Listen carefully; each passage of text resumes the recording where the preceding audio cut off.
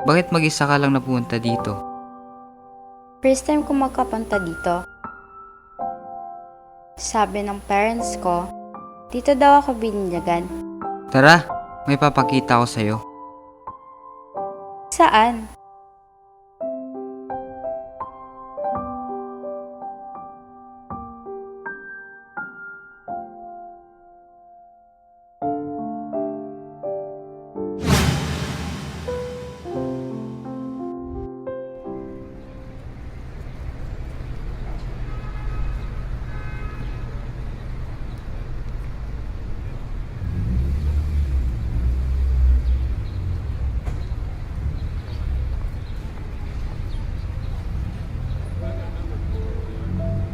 Nung bata pa ako, palaging sinasabi sa akin ni Mami na hirap silang magkaanak.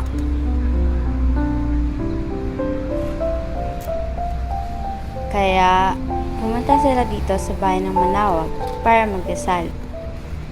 Hiningi nila ako sa Birhen ng Manawag.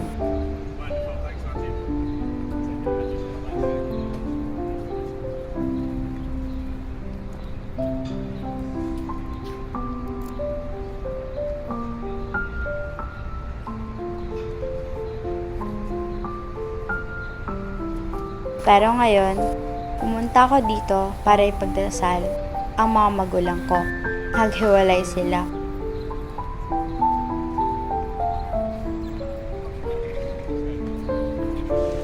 Pasensya ka na ha.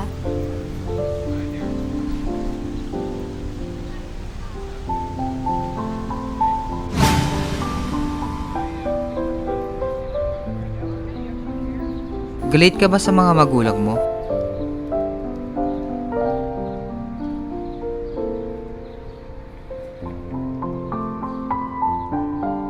Kailan ka huling nagsimba?